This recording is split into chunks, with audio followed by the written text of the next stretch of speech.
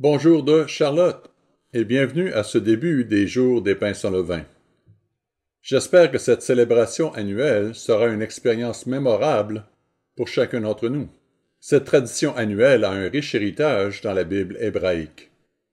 Ce soir, nous passerons en revue une partie de l'histoire de l'Exode pour se rappeler sa signification.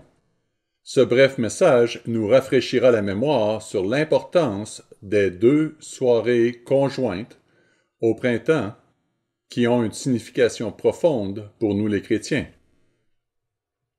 Le titre de ce message est « Rédemption et délivrance ». Exode 12 détaille les événements qui se déroulèrent en l'espace de quelques jours.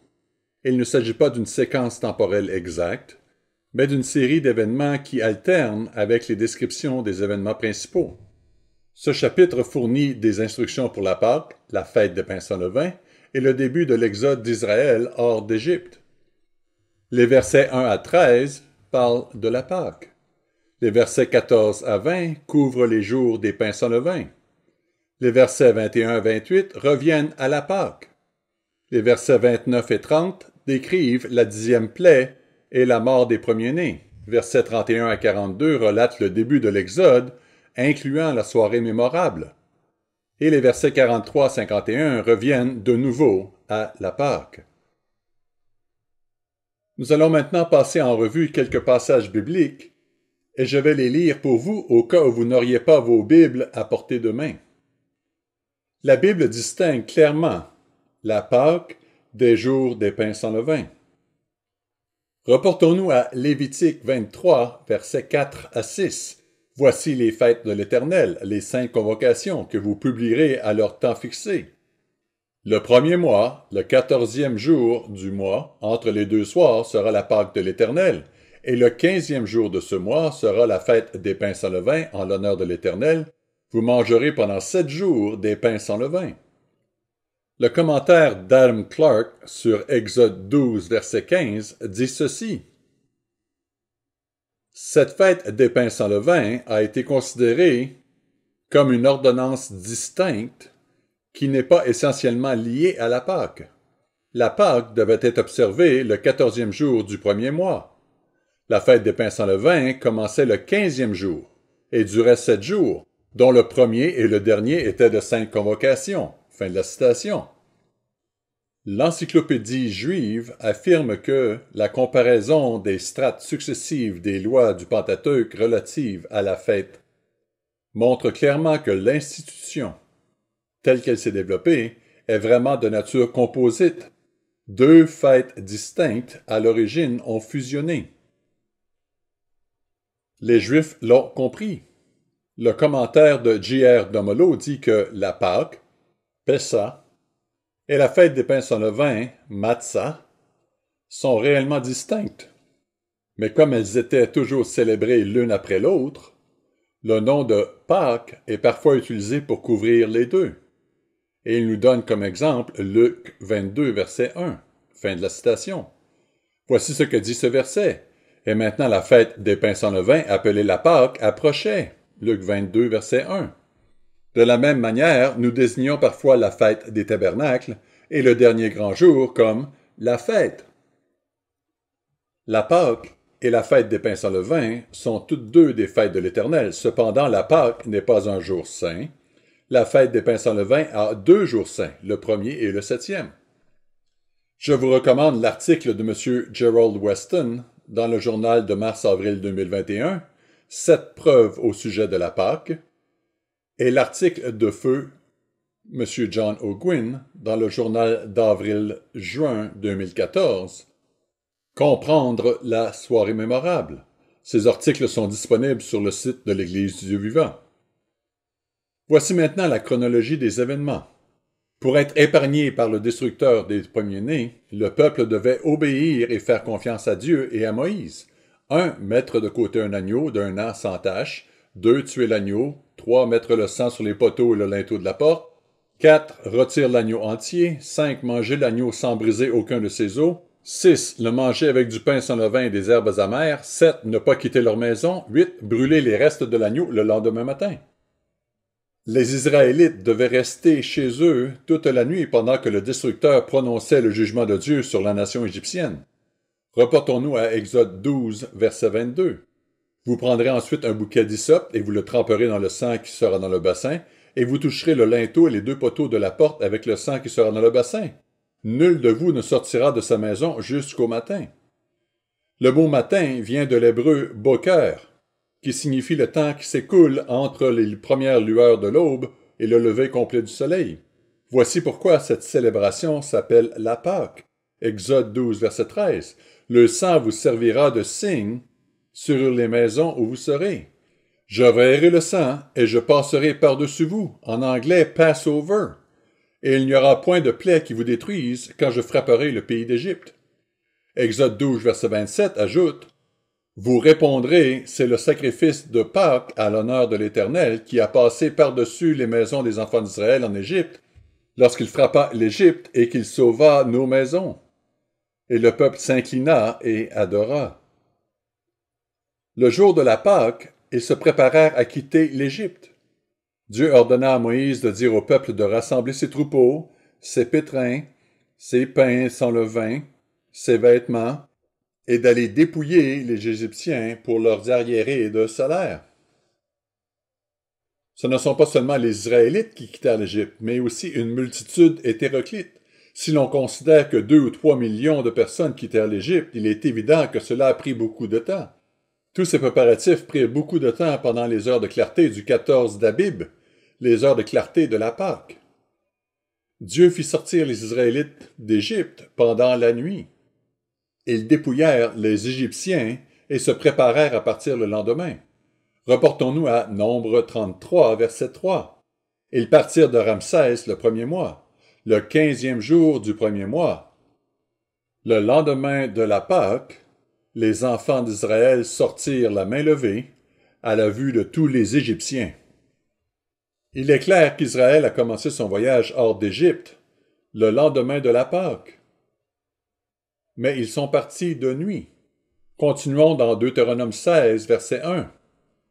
Observe le mois des épis et célèbre la Pâque en l'honneur de l'Éternel ton Dieu, car c'est dans le mois des épis que l'Éternel ton Dieu t'a fait sortir d'Égypte pendant la nuit. Évidemment, ils ne pouvaient pas rester chez eux et quitter l'Égypte la même nuit. La nuit de la Pâque, ils étaient protégés du destructeur dans leur maison. Exode 12, verset 23 explique: Quand l'Éternel passera pour frapper l'Égypte, il verra le sang sur le linteau et sur les 2 poteaux. L'Éternel passera par-dessus la porte, et il ne permettra pas au destructeur d'entrer dans vos maisons pour frapper.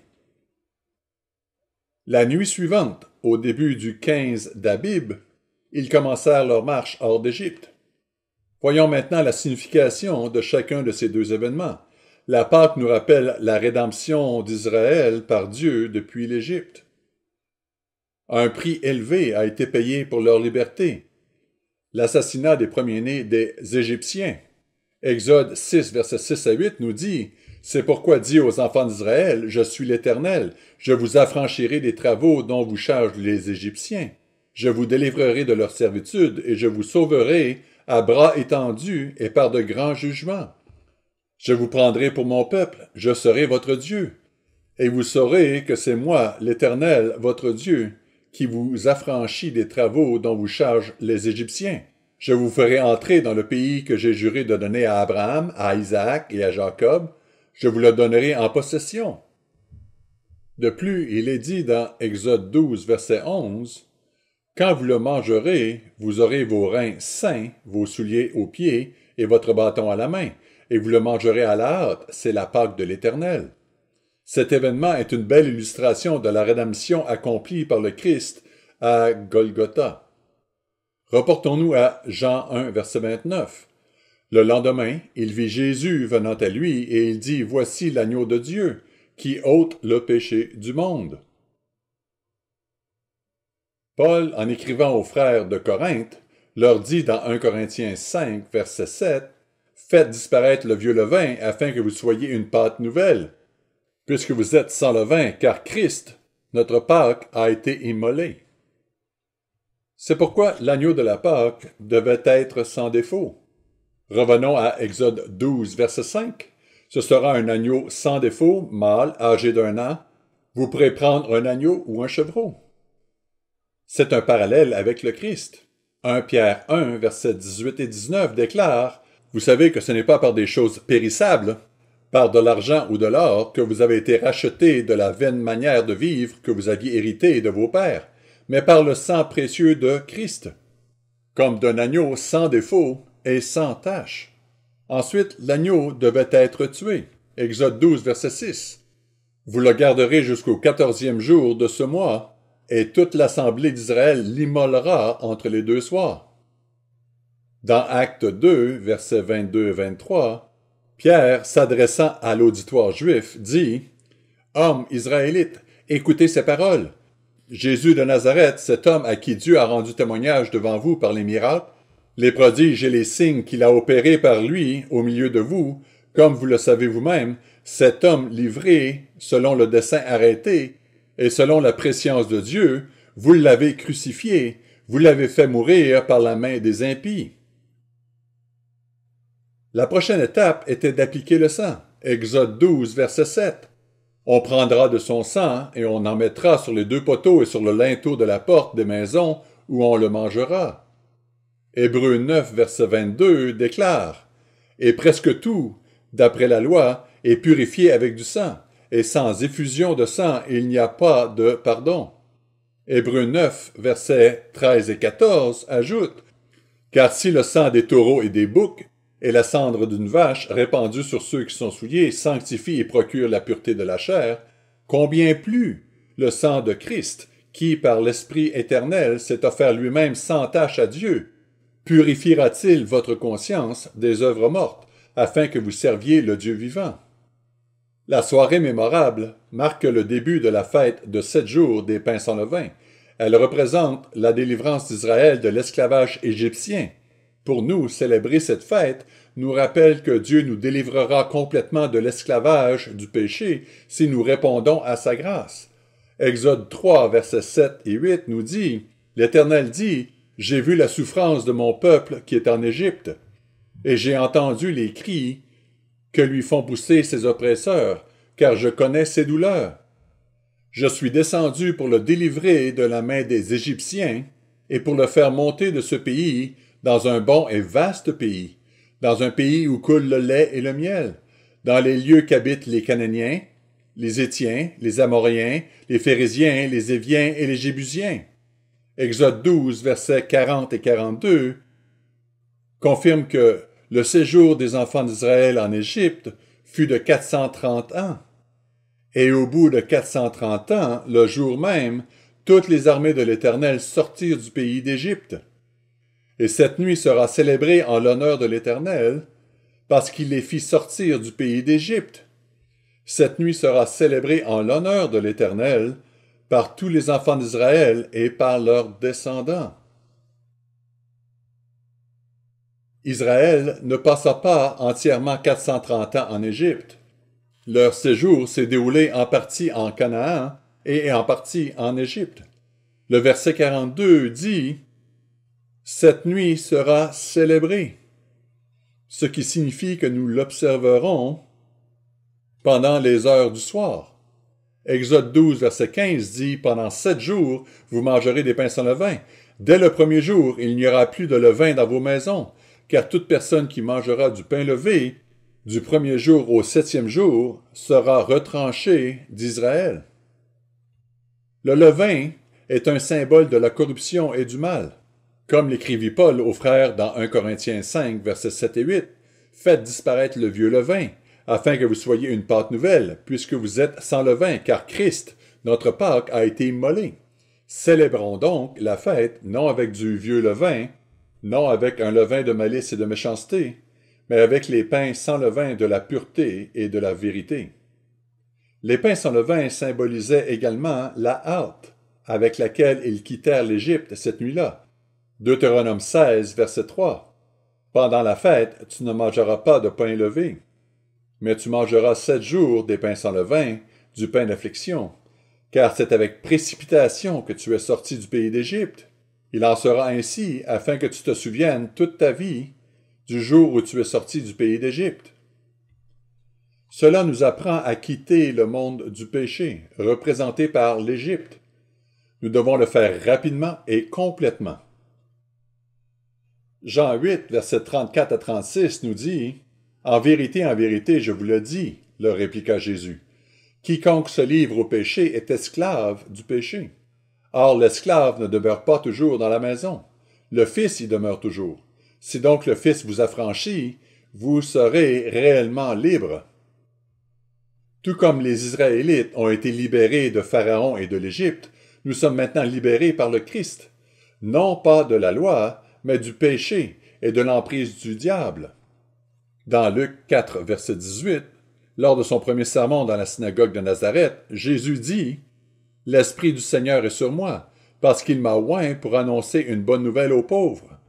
Il m'a envoyé pour guérir ceux qui ont le cœur brisé, pour proclamer aux captifs la délivrance, et aux aveugles le recouvrement de la vue, pour envoyer libres les opprimés. » Hébreux 2, 14 et 15 ajoutent « Ainsi donc, puisque les enfants participent au sang et à la chair, il y a également participé lui-même, afin que, par la mort, il rende impuissant celui qui avait la puissance de la mort, c'est-à-dire le diable. Ainsi il délivre tous ceux qui, par crainte de la mort, étaient toute leur vie retenus dans la servitude. » Ceci est également expliqué dans Romains 6, versets 22-23. « Mais maintenant, étant affranchis du péché et devenus esclaves de Dieu, vous avez pour fruit la sainteté et pour fin la vie éternelle. Car le salaire du péché, c'est la mort. Mais le don gratuit de Dieu, c'est la vie éternelle en Jésus-Christ, notre Seigneur. » Nous n'observons pas la soirée mémorable de la même manière que les Israélites. Notre situation est bien différente aujourd'hui. M. Herbert W. Armstrong nous recommandait d'observer cette occasion spéciale en souvenir de ce que nos ancêtres israélites vécurent. Cette occasion est une commémoration, et même une célébration, de cet événement crucial survenu il y a si longtemps. Souvenons-nous donc de sa signification profonde. Il s'agit d'une tradition de l'Église établie de longue date, et il y a de bonnes traditions. L'apôtre Paul écrivait dans 2 Thessaloniciens 2, verset 15, « Ainsi donc, frères, demeurez fermes et retenez les instructions. » C'est le mot « tradition » en grec que vous avez reçu, soit par notre parole, soit par notre lettre. Nous vous souhaitons à tous une joyeuse soirée mémorable, ainsi qu'une fête des pains sans levain enrichissante.